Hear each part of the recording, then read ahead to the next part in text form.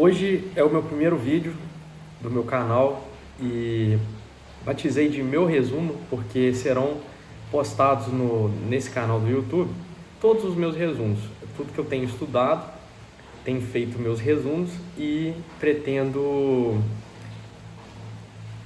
fazer também resumos em vídeo. A gente tem um conteúdo muito extenso no estudo para concurso ou no estudo na própria faculdade de Direito mesmo, e eu acredito que resumos com vídeos curtos e objetivos, eles nos ajudam a relembrar, pelo menos refrescar, a puxar aquela memória que já está dentro do nosso cérebro, né? Então, é um material que eu já estudei, provavelmente você que está assistindo também já tem estudado, mas é sempre importante relembrar. Nós usaremos por várias vezes. E eu vou começar com uma matéria que é bem estranho para um início, na verdade, já quem está avançado aí no estudo de concurso da área policial principalmente, é o estado de sítio e o estado de defesa. Vou fazer um vídeo curto sobre esses assuntos porque foi uma questão que eu errei recentemente num simulado que eu fiz, e isso me incomodou profundamente. Então foi a motivação para eu começar a gravar esses vídeos. Então vamos lá. Eu estudei o assunto, fiz o meu resumo e agora vou gravá-lo em vídeo. Então vamos partir. O estado de defesa e estado de sítio são medidas excepcionais que o presidente da República ele decreta com base em alguns requisitos. Cada medida excepcional tem as suas peculiaridades. Então eu vou elencar quais são as principais diferenças. E como eu falei, pretendo ser muito rápido, vai ser um bate-papo, então não quero que seja uma coisa chata e nem demorada. Vamos lá, estado de defesa. Quais são os requisitos para a instauração do estado de defesa? O presidente da República ele vai decretar, muito importante ressaltar, que é uma medida de exceção mais branda que o estado de sítio. Por quê? O estado de defesa ele vai ser instaurado em locais determinados. Então, são locais restritos e determinados. O estado de defesa ele está elencado no artigo 136 da Constituição Federal. Quais são os requisitos para o decreto do presidente do estado de defesa? Primeiro, ele precisa da manifestação dos órgãos consultivos. Ele é obrigado a consultar os órgãos o Conselho da República e o Conselho de Defesa Nacional. A manifestação dos órgãos consultivos ela é obrigatória, mas só que ele não é vinculante. A abrangência, como eu falei, são locais restritos e determinados, e o prazo do estado de defesa ele não pode ser superior a 30 dias. Ele tem uma prorrogação de 30 dias. Então, lembrando que ele já tem um prazo determinado. E ele exige a ratificação. A ratificação é uma confirmação. Quando o presidente da República vai decretar o estado de defesa, ele vai passar. O processo é o seguinte: ele consulta com a galera dele, a cúpula, que no caso seria o Conselho da República e o Conselho de Defesa Nacional. Esse decreto excepcional, essa medida excepcional vai para a Casa Legislativa e eles vão confirmar essa decretação do Estado. Depois de 24 horas, ele tem 24 horas para mandar isso para o Congresso Nacional e eles vão ratificar em maioria absoluta. A maioria absoluta é metade da Câmara, do Congresso Nacional mais um, e ele vem, essa votação vem depois da decretação do estado de defesa. Eles têm algumas medidas coercitivas, são a restrição, essas medidas coercitivas, elas são restrições de alguns direitos.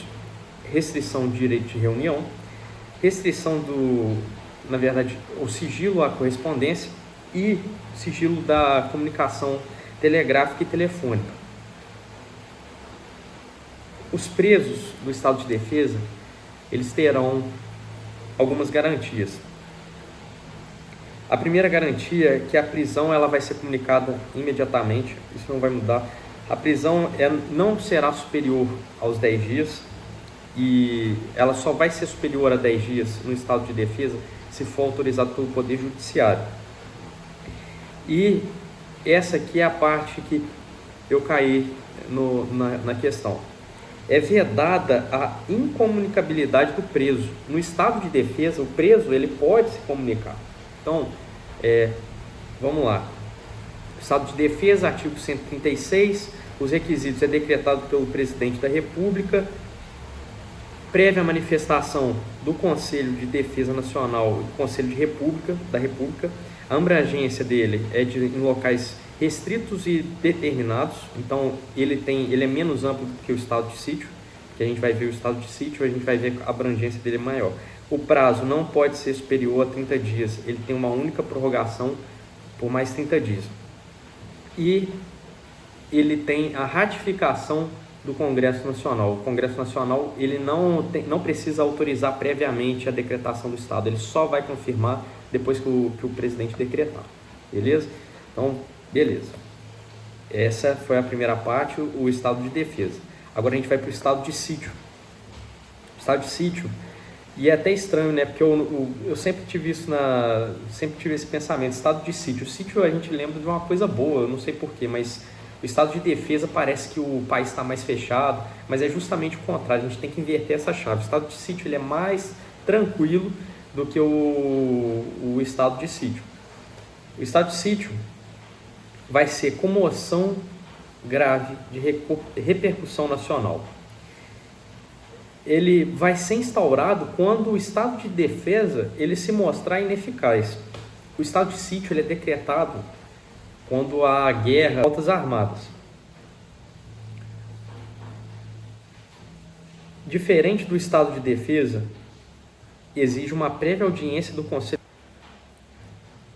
Também há a prévia audiência do Conselho da República e do Conselho de Defesa Nacional no estado de sítio. Também não é vinculante, assim como é no estado de defesa. A abrangência é de situações de alcance ou repercussão nacional. O prazo dele é de 30 dias, prorrogável por mais 30 dias, isso infinitamente.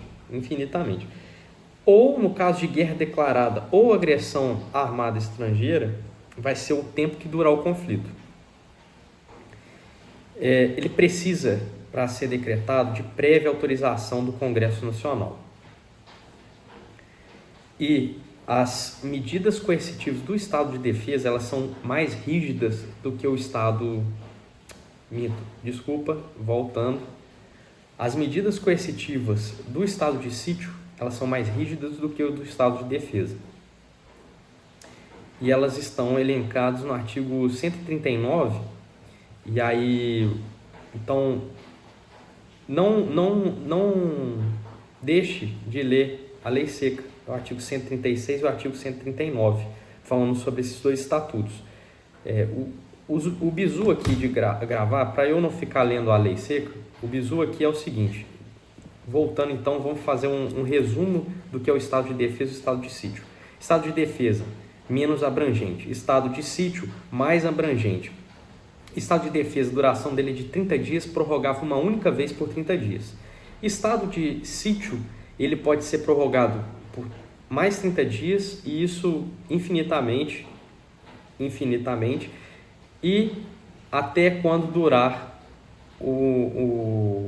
uma guerra ou agressão armada estrangeira. Outra diferença, estado de defesa não precisa de prévia autorização do Congresso Nacional, enquanto o estado de sítio ele precisa de prévia autorização do Congresso Nacional. Sempre lembrar que o estado de defesa ele é mais tranquilo e o estado de sítio é mais gravoso, situações mais graves. As medidas coercitivas do estado de defesa são mais tranquilos. Existem algumas restrições, porém no estado de sítio a situação está bem mais grave, então as medidas coercitivas são maiores. Artigo 139, não deixar de ler. O 136 e o 139.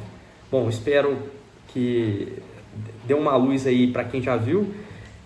Vai na letra da lei, da Constituição Federal, artigo 136 e 139, mais uma vez frisando, não deixe de ler a lei seca e deixe aqui o seu comentário se você gostou dessa aula, se foi útil para você de alguma forma.